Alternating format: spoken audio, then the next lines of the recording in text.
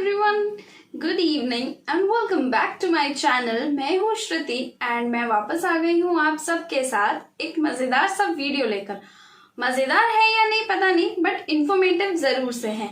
ये वीडियो है खान सर का latest, Khan sir GS research centre, हाँ Khan sir GS research centre का ये अभी वीडियो आया हुआ है। तो मैं सोची क्यों ना इसमें एक रिएक्शन वीडियो बनाया जाए। ये वीडियो आपको थंबनेल से तो पता चल ही गया होगा किस टॉपिक पे है, तो देर ना करते हुए शुरू करें क्या? चलिए शुरू करते हैं। So let's begin. जय हिंद। देखिए, समझते हैं हम लोग भारत 24 ठो सेकेंड हैंड जो फ्रांस रिजेक्ट कर दिया, उस रिजेक्ट मिराज 2000 को क्यों खरीद रहा है, और रेलवे का जो ग्रुप डी के एग्जाम को लेके इसके बारे में टोटल समझते हैं। देखिए, अभी जो पाकिस्तान जो है वो भी एक JF-17 थंडर है, इसको अर्जेंटीना को बेचने का प्लान किया था। हुआ क्या कि पाकिस्तान क्रिकेट बोर्ड जो टीम मैच कराने वाली थी उसमें न्यूजीलैंड जो है वो आने से मना कर दिया, कहा कि हम सिक्योरिटी कारण से नहीं आएंगे। हालांकि पाकिस्तानियों का कहना था कि जितनी न्यूजीलैंड के पास फौज है उससे ज्यादा फौजी ये लोग न्यूजीलैंड की सुरक्षा में लगाएंगे। तो इससे यही पता चलता है कि वो कितना अशांत देश है जहां इतनी बड़ी फौज लगाना पड़ता है केवल 11 लोगों को खेलने के लिए। न्यूजीलैंड ने जैसे कैंसिल किया उसके बाद इंग्लैंड ने भी कैंसिल कर दिया। इसमें PCB यानी पाकिस्तान क्रिकेट बोर्ड को बहुत ज्यादा घाटा लगा है। वो इसके लिए कह रहे हैं कि वो इंटरनेशनल जो क्रिकेट काउंसिल है वहां पे भी जाएंगे। अभी कहीं चिल्लाएं इससे क्या फर्क पड़ता है, लेकिन पाकिस्तान ने सोचा इसके लिए क्यों ना वो लोग इंग्लैंड को सबक सिखाएं। इसलिए इंग्लैंड जो है उसका अर्जेंटीना के साथ 1982 से विवाद चल रहा है। अब पाकिस्तान ने सोचा कि इस विवाद को हम लोग और अच्छा करते हैं, मतलब वो और बढ़ावा चाहता है। तो इंग्लैंड जो है वो अर्जेंटीना से विवाद चल रहा है, तो ये लोग अर्जेंटीना को JF-17 जो थंडर है चाइना के साथ इन लोगों ने मिलकर बनाया। हालांकि ये बहुत एडवांस नहीं है, इतना ही एडवांस रहता तो चाइना के पास ये क्यों नहीं है। ये पाकिस्तान को थमा दिया है चाइना की, लो इसी झुंझुना से खेलते रहो। हालांकि ये उतना एडवांस नहीं है, हाँ नया प्रोडक्शन है, प्रोडक्शन लाइन में नया है, इस वजह से थोड़ा सा वर्किंग में इसका फाइननेस थोड़ा ज्यादा है। तो ये 5000 करोड़ की डील थी। पाकिस्तानियों ने पूरा ढिंडोरा पीट दिया कि हम 12 ठो जहाज बेचेंगे, 5000 करोड़ आएगा। तो उनके लिए 5000 करोड़ रुपया बहुत ज्यादा है। हमारे यहाँ तो नेतवा इतना हर साल घोटाला करके लूट देते हैं सब। तो वो ऐसे हल्ला किया, इतना हल्ला किया कि अर्जेंटीना को आके कहना पड़ा कि हम आपसे नहीं खरीद रहे हैं JF-17। अब सोचिए किसी देश की मीडिया को कितना शर्मिंदा होना पड़ेगा कि उसका देश पूरा हल्ला कर रहा है कि हम ये जहाज बेच रहे हैं और वो देश कह रहा है कि हम नहीं खरीद रहे हैं। अब ये अर्जेंटीना और इसके साथ विवाद इंग्लैंड का बहुत पुराना है, 1982 से। अब यहाँ अभी हाल फिलहाल में नक्शा के बैच में साउथ अमेरिका पढ़ा है, तो ये अर्जेंटीना के पास एक द्वीप है, ये देश है अर्जेंटीना। दुनिया में दूसरे सबसे ज्यादा यहूदी अगर इजराइल के पास बात कहीं रहते हैं तो अर्जेंटीना में। तो अर्जेंटीना के पास ये छोटा सा द्वीप है जिसका नाम है फॉकलैंड। फॉकलैंड के नाम पर यहाँ एक ठंडी जलधारा भी है, फॉकलैंड की जलधारा। तो इस पर अधिकार है ब्रिटेन का। अब यहाँ से ब्रिटेन यहाँ पर कैसे अधिकार किया है, तो यहाँ पे इस आइलैंड पर उसका शुरू से कब्जा है। अब ब्रिटेन का तो यहाँ डिगो गार्सिया पर भी कब्जा है यहाँ पर, क्योंकि उसने भारत को आजाद किया, डिगो गार्सिया को नहीं किया। फ्रांस का यहाँ रियूनियन द्वीप पर अधिकार है। तो ऐसे बहुत सारे लोग पे ये सब बहुत कब्जा करके रखा है। तो 1982 में अर्जेंटीना ने क्या किया, इस पे युद्ध कर दिया और कहा कि ये मेरा होगा। तो अर्जेंटीना ने यहाँ पे सोचा कि इंग्लैंड को वहां से यहाँ आने में बहुत समय लगेगा, लेकिन गड़बड़ हो गया। इंग्लैंड की उस समय की प्रधानमंत्री मार्गरेट थैचर थी, जिन्हें आयरन लेडी भी कहा जाता है। उन्होंने पूरी तरह से धो दिया यहाँ पर आके और अर्जेंटीना को हार का सामना करना पड़ा। और तब से लेकर आज तक फॉकलैंड द्वीप पर इंग्लैंड का ही अधिकार है। हालांकि इसके बाद इंग्लैंड ने वहां रेफरेंडम यानी जनमत संग्रह भी कराया था और वहां के लोगों ने पूरी बहुमत के साथ कहा कि हम लोग इंग्लैंड के साथ ही रहेंगे। तो इसी द्वीप को लेकर अर्जेंटीना और इंग्लैंड के बीच में विवाद है। इंग्लैंड चाहता नहीं है कि अर्जेंटीना की आर्मी डेवलप हो, इसलिए वो कोई भी देश अगर अर्जेंटीना को हथियार बेचता है तो इंग्लैंड उसके ऊपर प्रतिबंध लगाता है, कहता है कि हमारे से रिश्ते खराब हो जाएंगे, इस टाइप के होने लगते हैं। तो अर्जेंटीना का एयरफोर्स और आर्मी बहुत कमजोर होती गई। तो आज भी इस फॉकलैंड द्वीप पर इंग्लैंड का अधिकार है। मार्गरेट थैचर को आयरन लेडी के नाम से जाना जाता है। हालांकि 1982 में युद्ध हुआ, फॉकलैंड की युद्ध, बहुत जल्दी इंग्लैंड इसको जीत गया। अब अर्जेंटीना जो है वो किसी देश से अगर टैंक खरीदने जाएगा तो इंग्लैंड उस पर कहता है कि अगर उसको बेचेंगे तो हमसे रिलेशन खराब होगा। इस वजह से अर्जेंटीना की एयरफोर्स बहुत ही कमजोर हो गई। तो उसको चाहिए था एयरफोर्स के लिए लड़ाकू जहाजें। अब कोई देश तैयार नहीं, अमेरिका, ब्रिटेन, फ्रांस ये सब एक दूसरे के एलाइज हैं, ये देने को तैयार नहीं थे। अब रसिया जो है वो इसको दे सकता है, बट इन लोग बहुत ज्यादा संख्या में खरीदेंगे भी नहीं। तो इसलिए इन्होंने पाकिस्तान से JF-17 खरीदने की बात कही, लेकिन पाकिस्तान को अड़ंगा लगा दिया इंग्लैंड ने, क्योंकि पाकिस्तान ने जो JF-17 जहाज बनाया है उसमें जो इजेक्शन सीट लगी है, ये इजेक्शन सीट भी इंग्लैंड ही बनाता है। और दुनिया में 90% जितने जहाज हैं उसमें इजेक्शन सीट इंग्लैंड ही बनाता है। इस इजेक्शन सीट के नीचे रॉकेट लगे होते हैं। कभी भी इमरजेंसी में जहाज में पायलट को निकलना होता है तो इस इजेक्शन सीट के ऊपर ये हुक होता है। ये हुक जैसे ही ये रॉकेट ब्लास्ट करता है, नीचे से ऐसे हुक खींचेगा तो इस रॉकेट में ब्लास्ट होगा और ये ऊपर का शीशा तोड़ देता है। ये ऊपर जो शीशा लगा होता है उसको तोड़ देता है और तेजी से फेंकता है पायलट को, और पायलट ऊपर जाता है। इस इजेक्शन सीट के पीछे पैराशूट लगे होते हैं, सब चीज ऑटोमेटिक होता है, बस इजेक्शन सीट खुलेगा और पायलट ना आराम से बच जाता है। हजारों लोगों की जान इन्होंने इजेक्शन सीट से बचाई है। तो जो भी देश अगर इंग्लैंड अर्जेंटीना को जहाज बेचता है तो इंग्लैंड की कंपनी कहती है कि भाई उस देश को बेचोगे तो हम इजेक्शन सीट ही नहीं देंगे। अब इसमें फंस गया पाकिस्तान के पास, तो चाइना कह रहा है कि हम अलग से इजेक्शन सीट बना देंगे, तो अर्जेंटीना कह रहा है सोच रहा आप चाइना का इजेक्शन सीट लेंगे और तो आधा से ज्यादा फंस जाएगा, उसके पायलट की जान जा सकती है। अतः ये भी डील रद्द होता दिख रहा है। रही बात भारत की, तो भारत फ्रांस के साथ 24 सेकेंड हैंड भी नहीं है, फ्रांस की जो सेना है वायुसेना, वो अपने बेड़े में से 24 ठो मिराज 2000 जहाजों को रिटायर करके अब हटा रही है स्क्रैप पार्ट में। तो भारत उसे खरीद रहा है। भारत अभी दुनिया में लगभग 600 मिराज जहाजें बनाई गई हैं। भारत इस मिराज जहाजों को खरीद रहा है क्योंकि भारत के पास भी मिराज जहाज पहले से थे।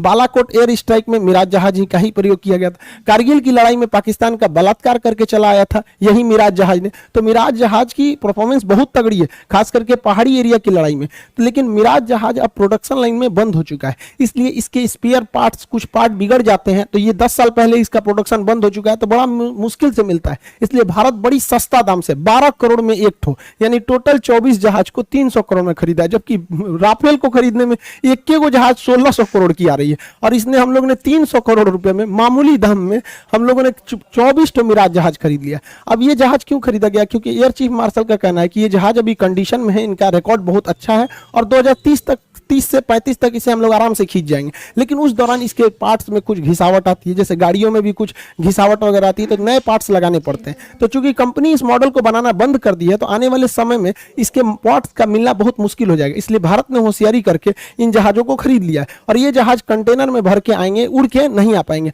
और इसको केवल रखा जाएगा स्पेयर पार्ट्स में। मान के चलिए किसी जहाज का लैंडिंग गियर खराब हो गया या ये टेल वगैरह खराब हो गया, तो इसमें से पुराने में से चेंज करके लगाया जा सकता है।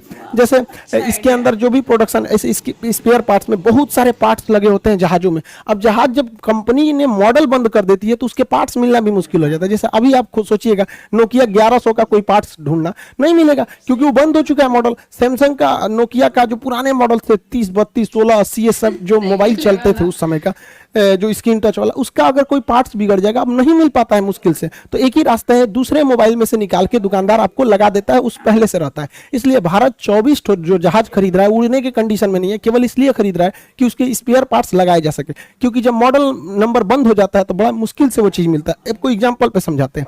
हमारे यहाँ राजदूत गाड़ी बहुत पहले गाँव में ये चली थी, इसका मॉडल बंद हो गया, अभी इसका कोई पार्ट्स खोजना है, नया पार्ट्स कंपनी बना ही नहीं रही है, तो एक ही रास्ता है कि पुराने गाड़ी में से अगर वो पार्ट ठीक ठाक है तो लगा दीजिए। एम्बेसडर कार, ये कार भी अब मॉडल बनना बंद हो गया इसका, अब इसके कुछ पार्ट्स बिगड़ गए तो अब आपको थोड़ी ना मिलने वाले हैं, तब आपको एक ही रास्ता है, दूसरी गाड़ी में देखिए कि वो वाला पार्ट अगर सही सलामत है तो लगा दीजिए। हम लोग के साथ यही समस्या होने वाला है। भारत का सबसे बड़ा स्ट्रेटेजिक एयरलिफ्टर जो था C-17 ग्लोब मास्टर, हम लोगों ने इसे 15 से भी ज्यादा संख्या में खरीदा अमेरिका से, बहुत बेहतरीन जहाज है। लेकिन गलती क्या हो गई कि 2015 में बोइंग ने इस मॉडल को बनाना बंद कर दिया। अब देखिए 2015 में इसको जब बंद किया गया तो अभी तो इसके पार्ट्स इजीली अवेलेबल हो जाएंगे क्योंकि दुनिया में बहुत देशों के पास ये जहाज अवेलेबल। लेकिन इन जहाजों की लाइफ काफी लंबी होती है, 50 साल 60 साल ये लोग चलते हैं। तो आप सोचिए अभी 2015 में बंद हुआ है, लेकिन 2050 में अगर इस जहाज की हमको कोई पार्ट्स की जरूरत पड़ी, सपोज कि इसका साइड का ये विलनेट उड़ गया हो या फिर एक इंजन में प्रॉब्लम आ गया, कोई एक पार्ट्स बिगड़ जाए, तो आने वाले 50 साल में कंपनी थोड़ी ना उतना बना के बची रहेगी। बोइंग तो कह देगी भाई मॉडल ही बंद हो गया, अब बड़ी मुश्किल से मिलेगा, या फिर 2 महीना वेट कीजिए, 2 महीना वेट कीजिएगा तो 2 महीना इसको ग्राउंड करके रखिए। तो वही कंडीशन, तो भारत आगे भी यही करेगा। क्या करेगा कि अगर कोई देश अपना C-17 को अगर रिटायर करेगा तो भारत उसको कबाड़ के तौर पे खरीद लेगा कि इसमें से निकाल के उसमें कस देंगे। इसी को कहा जाता है देसी जुगाड़। इसमें कोई गलत बात नहीं है, हम लोग हमेशा से देसी जुगाड़ करते हैं। हमारे यहाँ भी कोई चीज बच हो जाता है तो आदमी कबाड़ में रख देता है, अरे कोनो दूसर चीज में आदमी लगा देगा वहाँ। जिस तरह ये कंपनी अपना मॉडल नंबर बंद कर देती है पुराना समझ के, उसी तरह भारत में एसएससी और रेलवे एग्जाम का फॉर्म निकाल देते हैं, पैसा ले लेते हैं, उसके बाद एग्जाम डेट निकालने के टाइम पे ये मॉडल नंबर की तरह एग्जाम डेट बदल देते हैं। इसके लिए स्टूडेंट्स को, टीचर को कैंपेन चलानी पड़ती है। अब कल ग्रुप डी के एग्जाम के लिए कैंपेन चलेगा।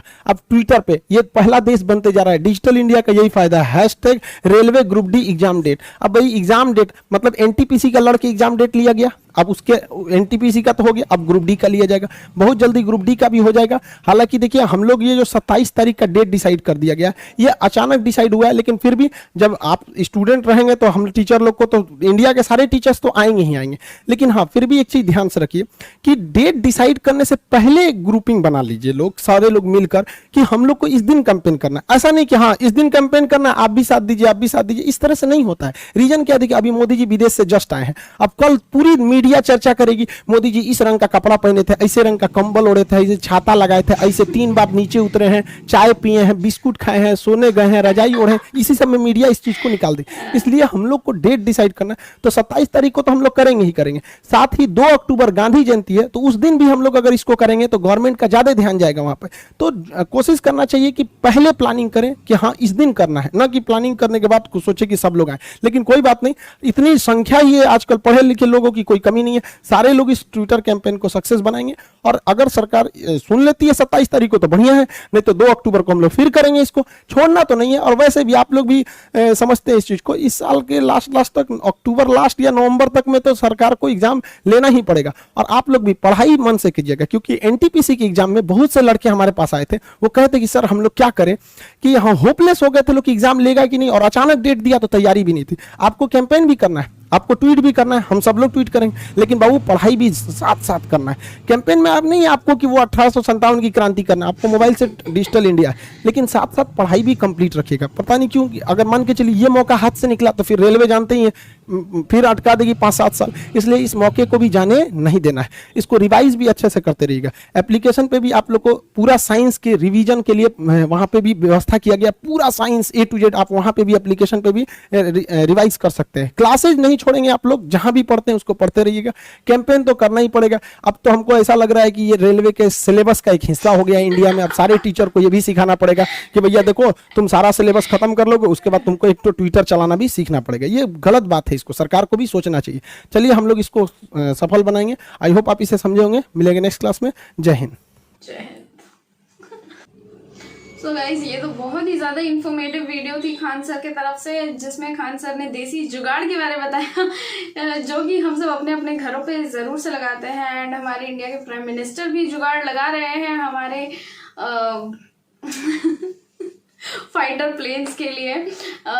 बहुत ही अच्छा एक्चुअली थिंकिंग है इस तरीके का। एंड ये ऐसा थिंकिंग हमारे इंडिया में ही हो सकता है, क्योंकि हमारे नॉर्मल हमारे घर पे भी एक अगर कुछ भी बॉक्स भी आ जाता है तो उसको भी रख लिया जाता है कि मे बी इन फ्यूचर कुछ काम आ जाए, बच्चों का क्राफ्ट बनाने के लिए काम आ जाए। वैसे ही हमारे देश के लिए, प्लेन्स के लिए, फाइटर प्लेन्स के लिए ये सब किया जा रहा है, तो बहुत ही अच्छा था। एंड बहुत कुछ सीखने को मिला इस चीज़ से। एंड वैसे ये ग्रुप डी रेलवे वाला तो उन्होंने एकदम सही बोला है कि ट्विटर पे कैंपेन जो चला रहे हैं, आई थिंक बहुत अच्छा इनिशिएटिव है उनके तरफ से ये। एंड सबको पार्टिसिपेट करना चाहिए इस इनिशिएटिव में। आई थिंक मैंने भी फॉर्म भरा था 2019 पे, एंड अब तक उसका कोई डेट ही नहीं आया है एग्जाम का, तो अब मूड भी नहीं है एग्जाम देने का। Let it be. अगर आप सब ग्रुप डी के लिए फॉर्म भरे हैं, आप सब भी कैंपेन का हिस्सा जरूर से बने। एंड अगर आप सबको मेरा वीडियो पसंद आया हो तो जरूर से मेरे वीडियो को लाइक करें, मेरे चैनल को सब्सक्राइब करें एंड कमेंट करना ना भूलें। तो मिलते हैं आप सबसे अगले वीडियो में। Till then take care and bye bye.